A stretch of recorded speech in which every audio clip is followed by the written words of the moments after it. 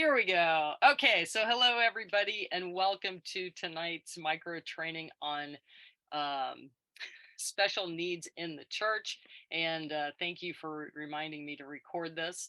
And I'm going to go back to our share screen and we'll go on to our micro training. So special needs in the church. I found this, this for me says it all. When we as the church talk about disability and special needs, we are talking about real people in our churches and communities. We are not focusing on an abstract disability. We are loving and supporting someone created in the image of God. And so churches can be difficult places for people of any age who have autism, hearing, visual, mobility impairments, or they have intellectual or development disabilities, mental health challenge, or other disabilities. And about 13% of youth in US public schools and in our churches have learning or other disabilities. And another study showed that 1/3 of all families who have children with disabilities left their congregations because they did not feel welcomed. They did not feel welcomed. So what can we do to support our youth and families with special needs in our ministries? And as I mentioned, I kind of broke it down into two types of inclusive special needs ministry and then type 2 exclusive special needs ministry. So we'll go through the first one first. Is inclusive special needs ministries is having an inclusive ministry approach simply means that all people, regardless of ability or disability, are welcomed and included in the goings on of the church, which means that again, there's no disability. They're not separate or excluded. And it's, to be quite honest, all of us, if you really think about it, have special needs. Some of us, may not know it, but we do certain things. We like things a certain way. Some of us like to sit on the right-hand side of the church. Some of us like to sit on the left-hand side of the church. Some of us like to be hugged. Some of us don't. Some of us want to hide in a corner. When we're talking about this, it's like we all have special needs. And so what excludes, somebody that has ADHD or, visually impaired, none of that is excluded. They just have a different kind of need than what we have.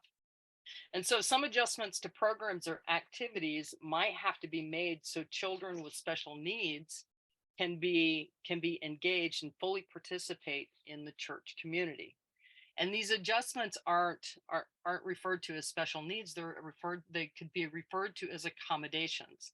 Again, we all like to be accommodated in a certain way. And so some of the simple church accommodations for youth with special needs or children and families with special needs are, who would like to read some of these for me? Let's go line by line so that we can all be participating in this for simple accommodations for children. Again, children, families, anybody with special needs. I'll start since I'm an A, and then we'll go down. Dimming bright lights for children with visual sensitivities. Go ahead, Patty. Lowering the sound volume of worship or providing noise canceling headphones to children with sound sensitivities. Offering snacks that adhere to a child's special diet.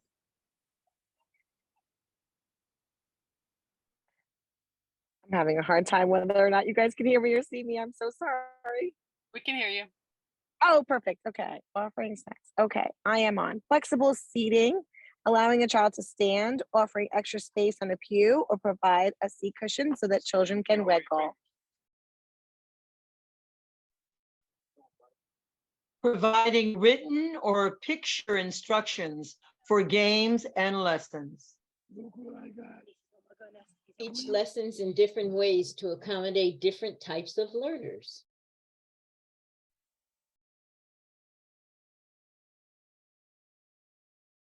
Breaking down verbal instructions into smaller parts and delivering them one at a time.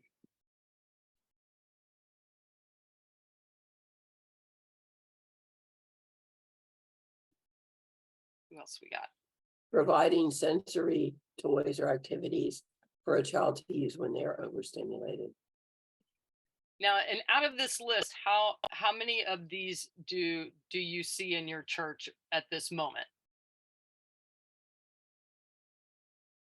3/4. Three-fourths?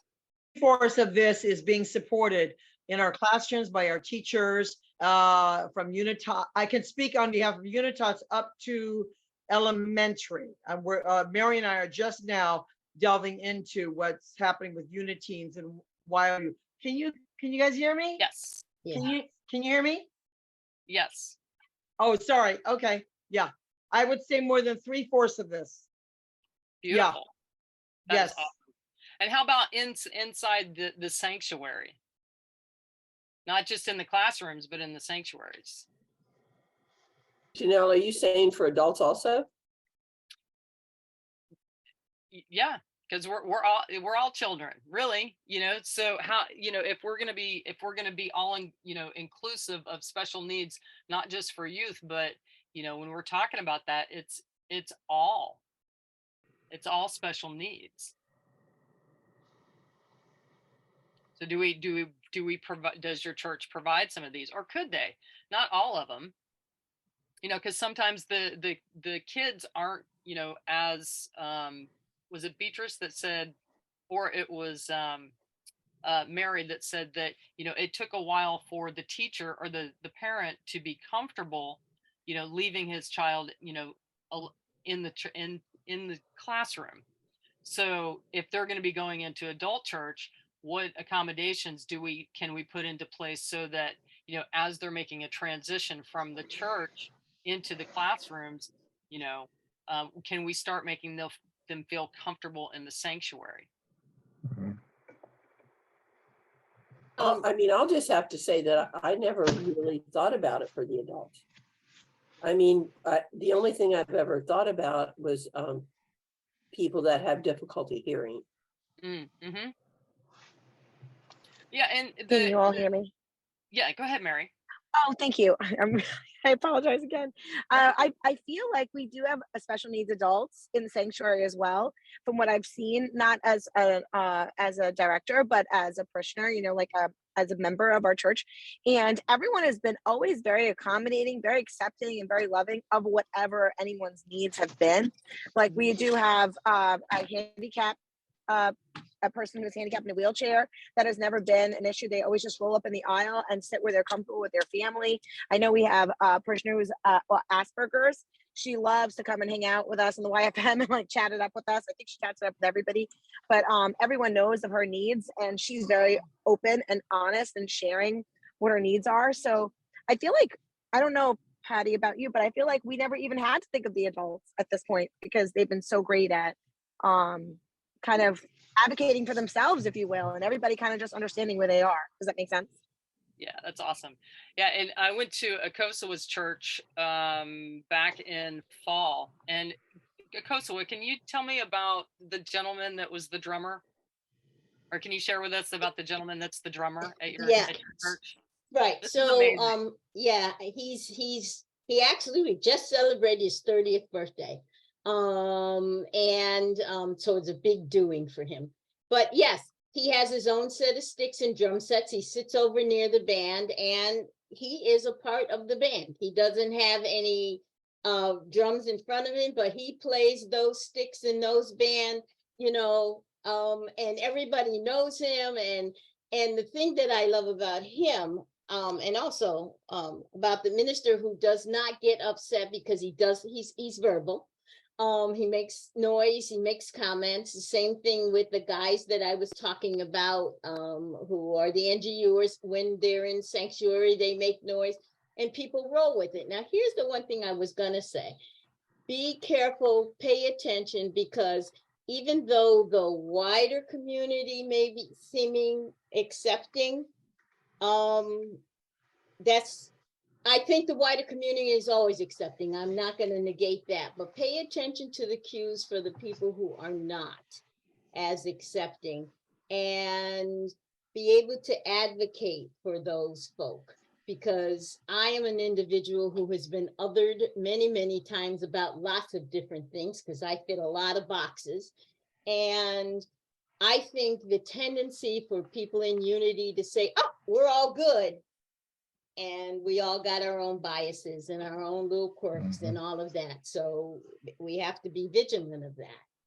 So yeah, but yes, our guy, he's part of the band, and and the incredible thing is they told his mom when he was born that he wasn't going to live past 5-6 weeks old, and he just turned 30, and that he would never walk, that he would never talk, all these things that people said, and there he is. And if you show up once, he will remember your name. He does better than that than I do. That's awesome. That's awesome. Yeah, he's a great, I admire his air drums, because I used to be an air drummer when I was a kid, and yeah, he rocks it. He was amazing. Yep. So I was gonna look at, there was a couple of things. The noise canceling headphones. I was aware of those, and I have been in other ministries that have had them. I don't think we have them where I am now, and so I made myself a note to ask that question. And then different type of learners. Yep, all of that. I just finished a class at the Urban Ministerial School. I took 2 classes, but I just finished the Youth and Family Ministry class. And one of the things that I heard there that I've never thought about is a number of folks, ministries have a special area in the sanctuary itself where they have like a small table, and they've got things so that when young people are in the sanctuary, the families can sit in that area if they should wish to do so, and that helps as well. And that had never occurred to me. I mean, I always think of it as kind of separate. I know some ministries have like a glass wall between the sanctuary so you can see and hear, but they're kind of separate. But I'd never thought about that in the back. So it's had me thinking about, and that's in it. Yeah. Yeah, and that's great, because also in that same area they could have like a little, the ones that like to wiggle, they're just dancing to their own song, so have that little area that could have the sensory toys or activities, and also an area where the kids could, if they don't want to sit, that there's still a chair there for the adults, but there's also a space there for the kids to kind of wiggle and dance to the beat, or to dance to the beat of their own drum. We're on drums today. So, again, a lot of these things we do in a lot of our classrooms, but do we also do them inside the sanctuary where families actually want to be together to worship? Okay. So going on to the next one is type 2, which is exclusive special needs in the ministry. And again, exclusive special needs refers to ministry that prioritizes the specific needs of differently abled children. Sometimes this is not a community church activity, but it's, a special activity just for them, like, an event, or, to bring other families in to check out the church, that is looking for a new spiritual home and spiritual community, maybe having events surrounded by that so that they do feel welcomed. And so simple ways to exclusively mentor to children with special needs is, again, provide a sensory room or area for self-soothing and self-regulation. Provide an alternative way for families to hear the sermon if they need it. And that could be, they could have an iPad that does closed captioning, or you could do closed captioning up on the screen itself. That would be amazing, because a lot of ministers these days are using a screen like a PowerPoint of some sort? Could that be closed caption for the hearing impaired? Also, the other idea is to have, why is this sign language readers? Doesn't Unity or Renaissance have somebody that does sign language up on the stage? No. No. Now, that was actually not yet, but that was actually a part of our staff call discussion 2 weeks ago, and that is right now on the calendar as to something that we're looking at. Oh, beautiful. Like even once a month. I mean, it's just, it may be one or two people that need that, but it's all part of the community. Okay. Same discussions going on at Gaithersburg. And luckily enough, I have a teacher who comes in every other week, and she can only come every other week, but she teaches at the school where that's what they do. She is a sign language interpreter. And awesome. So we've had that discussion also. So yay, Renaissance. I think they have it. Can you all hear me? Yes. Perfect. Sorry about you're gonna hear that question in your sleep tonight. Can you all hear me? I think they do in Unity at Tidewater, if I'm not mistaken, the one in Virginia Beach, and they also have Spanish interpreter. So I think they have a service in Spanish, and they also have a sign language interpreter, if I'm not mistaken, because I watched them a couple of times. Because my parents, my stepdad's from Spain, and I was recommending Unity for my family. My mom was concerned that my stepfather wouldn't understand the service. And I said, hey, I think they do it in Spanish. So I did watch. And I believe at some of their services, they do have, I think that's where maybe you might have thought of, Janelle, where the sign language was. Yeah, awesome.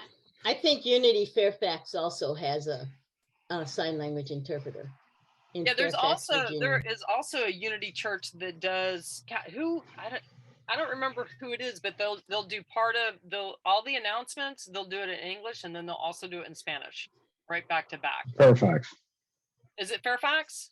Yeah, they do the daily word in English and Spanish, and then they do the same thing with their announcements. Okay, that's where I got that from. And also New Jersey. There's a Unity church in New Jersey that does the same as well. Yeah, and also, I would just bring up the fact that, for signing especially, it's a great thing to do is having a class. We've had that Lisa Cordone from Unity Renaissance has come into classes and taught signing to the YOUers. And again, it just expands their view a little bit. So that's really a positive thing. That's great. Lisa's going to do that also. We're going to do a whole song and all that for the service in sign language. That's awesome. Yeah. That is awesome. So again, simple ways to exclusively minister to children with special needs. We went over, a couple of these services around children with special needs. And again, consider special events dedicated to supporting the special needs community, to bring those families in that are looking for, their spiritual needs, but, are being turned away from other churches because they don't feel welcome. And that turns them away from, not only the churches, but the whole idea of where do they get spiritually fed, So what to look for. And this is the big thing is because it takes awareness, and it's hard to keep up with everything that's happening in your church week after week. But there may be, in your church, a family that needs your attention. And a lot of times they may not ask for it. They may be embarrassed, or they don't feel comfortable because maybe they from some other church, they again were rejected.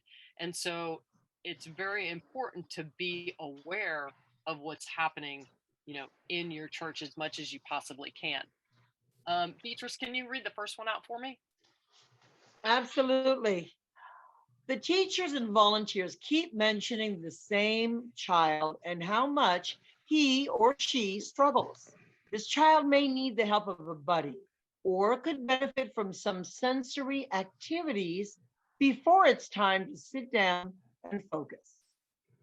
Awesome. Ed? May I just add to that?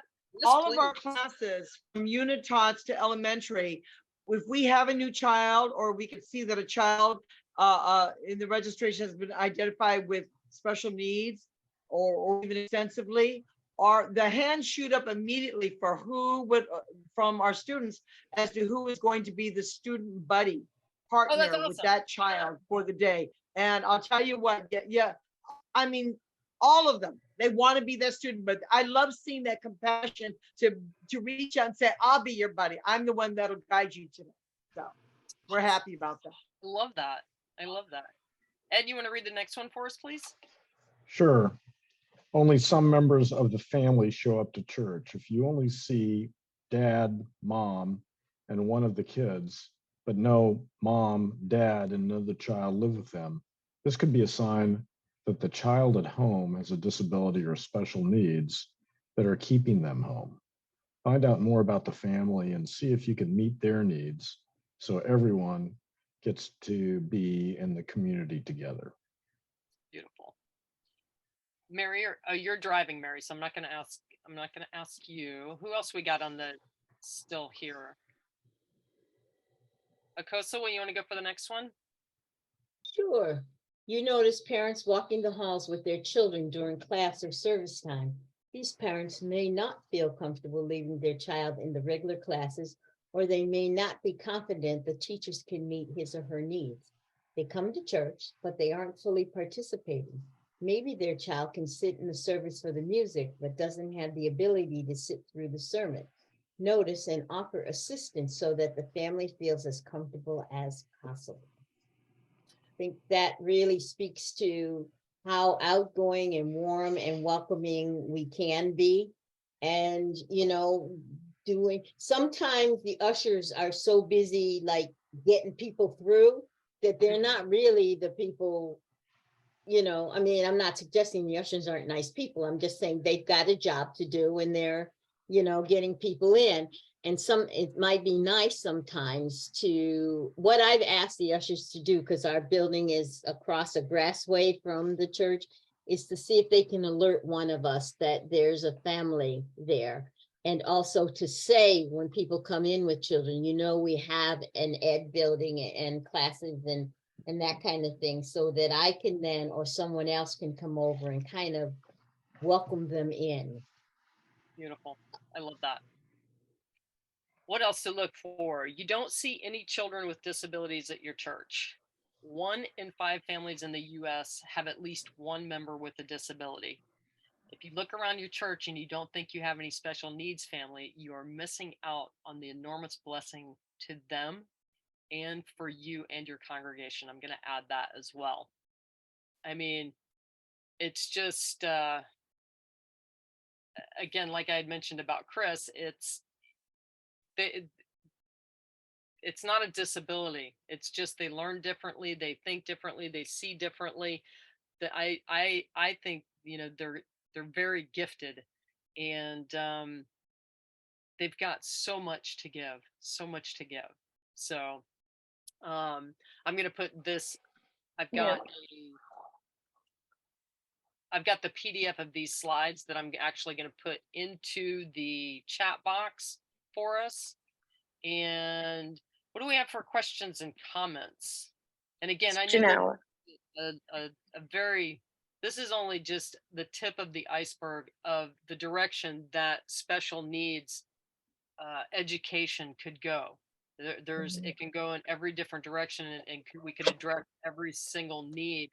But it all comes down to there are no disabilities. It's just, learning how to honestly be good humans and be compassionate and empathetic for everybody in your midst and in each moment. So, Mary. Yes. Do you hear me? Okay, wonderful. So only I if wanted you to stop share. driving only if you've pulled over on the side of the road, because Oh no, because I have my earpiece in and my little holder thing. So okay. It's called multitasking. It's the only way. I didn't want Safety to miss this. first, safety first. Yes, yes, ma'am. I didn't want to miss this call so bad. So this, I had to figure out a way. And it was my daughter's first horseback riding lesson. So I didn't want to miss that either. So yeah, mom life hashtag, right? So I wanted to share that something you just said, and I love it because it resonated in my spirit so much that I've been changing my language a lot when I started getting trained for NLP. And one of the things I started saying was, instead of special needs or disability, I've been saying special abilities. Oh, that's Children awesome. with special abilities, because we all have special abilities, Yep. and we all have strengths and weaknesses, period. So I just started shifting my language, and sometimes people get confused. I'm like, no, they have special abilities. Because They do. we all do. It's just finding a way to, like, for all of us, communicating it better so that we can all understand and be on the same page. So yeah, I just want to piggyback on what you just said. Yeah, I love that, because I mean, I don't particularly care for the idea of special needs, again, because I feel Needs, yeah. everybody Everyone has special needs. we all have a special need. Yeah, you we all know. have special needs. And I love that about the special abilities, because they do. They have like Right. the sixth sense, like people that can't see or hear. They have this sixth sense that a lot of us don't have, and they're more perceptive, and they, more empathetic. Again, it's what's needed in each moment, not looking at it as as we've been calling it, special needs or disability. They just learn differently than the rest of us do, or they see things that are different, and that's where the perspectives of can differ and help us all grow. So any other questions and comments or add-ins to this? Yes, Ms. B. Janelle, Or go ahead, Ed, and then B. okay. Some of the teens, the one things I've found out is you gotta really also ensure that everybody is heard, but nobody takes over the conversation. Mm-hmm. And that's a difficult one, with making sure that that is part of the structure that you try to create. So it's a challenge in some cases where there are basically, folks that want to talk, and it's hard in certain cases to figure out how to, you don't want to cut them off, but you can't continue to have just this kind of verbiage come out. So there's some challenges around that on how do you keep everybody on track. And it's not just folks with special abilities, but it's everybody. But sometimes those with special abilities also can, basically take over some of the time, and it just creates a challenge. So just something to think about as well. Thank you very much. Miss B.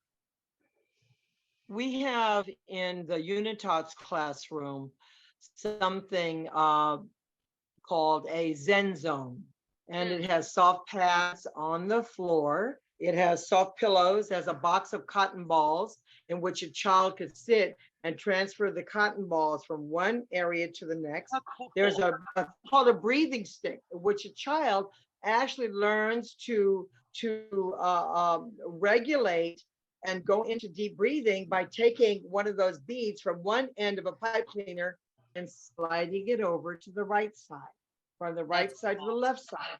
Also, what has been helpful in the past for the sanctuary, this has been in the past, a calming care basket, a basket that you can grab and put in only quiet. Oh, I'm sorry. I apologize. I just realized I was up there. A calming care basket, which has soft things that any child of any age can interact with, be it puzzles, coloring a mandala, just something that's soft and engaging that you could carry to to a family that's in the story or attending a special event. Yeah, I love that. I love that. Um, that's fantastic. And I think Unity does a great job of inclusivity. Um, and there's always room for improvement, and there's always things to learn. So, Mhm. I give a lot of respect to a lot of our YFM directors, teachers, and sponsors that are going above and beyond to support everybody that comes in their classrooms and in their sanctuaries. So What I have is I do a packet every single Sunday.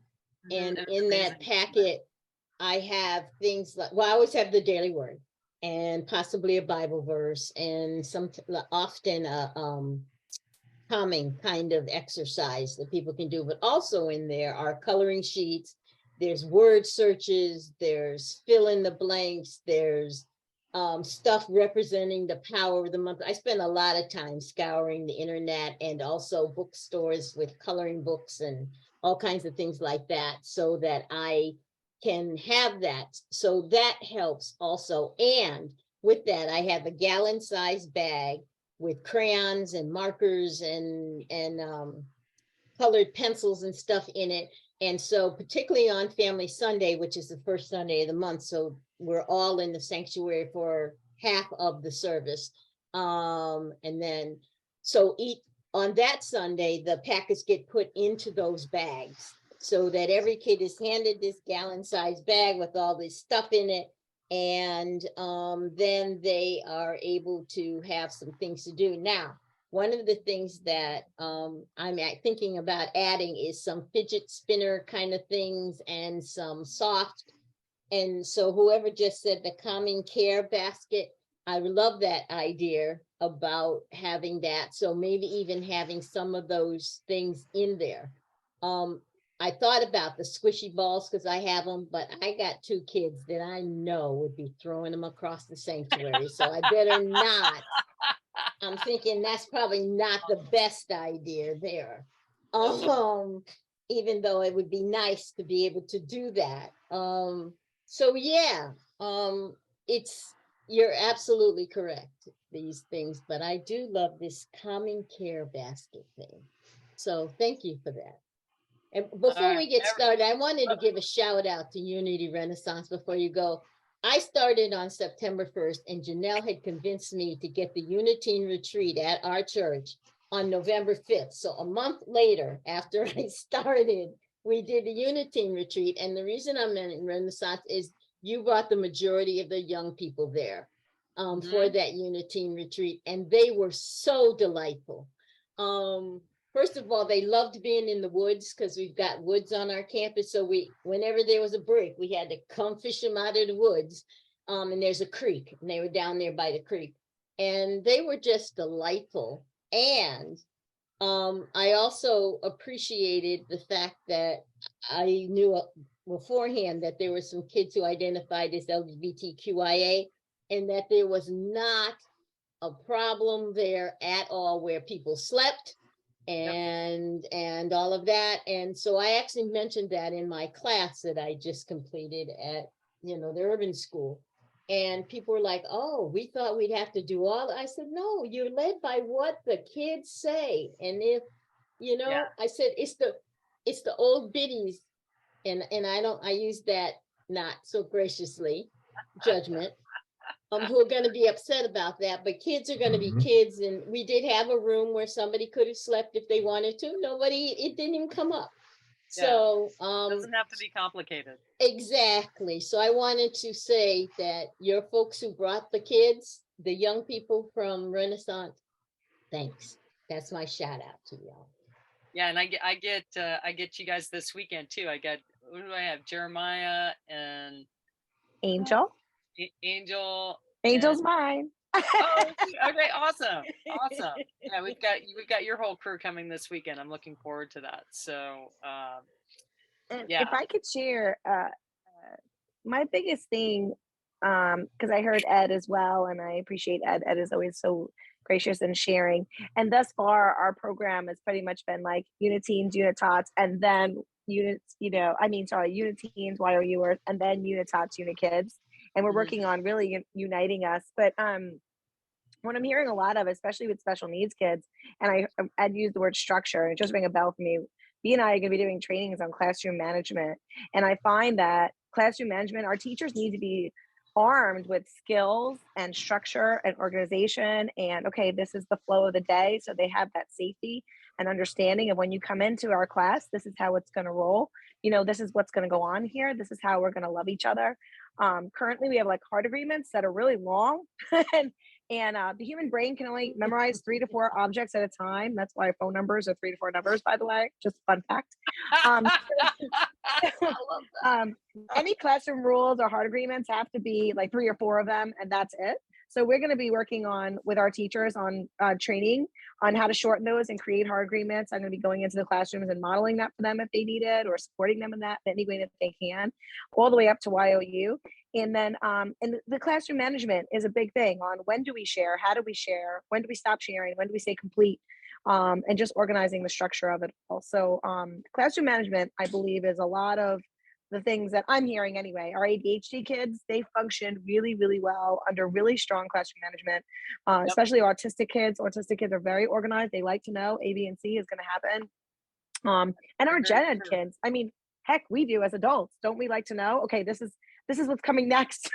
This is what's going That's why on. they give us programs. This is Yeah, the order of service. yes, So ma'am. yeah, Absolutely. Yeah, absolutely. Shed some light on the situation. So yeah, so that's what I wanted to share with you all. And Janelle, I don't know if you offer the classes like that. I'd be more than happy to help out and do anything like that. Classroom management is like my thing. I love it more than anything. I think when it you can do. comes I to would love for classroom. you to do a class for us for our summer series. If you want to do our next micro training on that, that would be fantastic. I love it, I love it, would love it. love And I it. can't wait. Yeah, I would love it. Thank you. class management. That would be Mhm. fantastic. So it's it's in July. Like the third Thursday of Beautiful. July. Well, when we start up our summer series sessions, yeah, I think that would be a great topic. Love to get with that. Yeah. And literally our first 2 teacher meetings, of course, the first one is getting to know you and things because they don't really know me, but and I don't really Right. know them, and uniting as a team and hearing opinions of all the stakeholders. Because I mean, without our volunteers, we really don't have a program. So what you Right. call it. So that's all very important. But I think a lot of these issues would be resolved with good classroom management skills and little strategies. I call it the toolbox, of things you could pull out when Nice. something's not working, right? Yeah. Well, thank you for Yes. letting me share. I'm Oh, complete. absolutely. And definitely this whole group, and I'm sure a lot of other people would love to know about the classroom management. That's very, very helpful.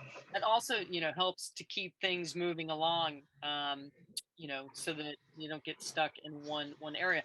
And then again, sometimes magic has to happen too. So always leave room for magic. Always leave room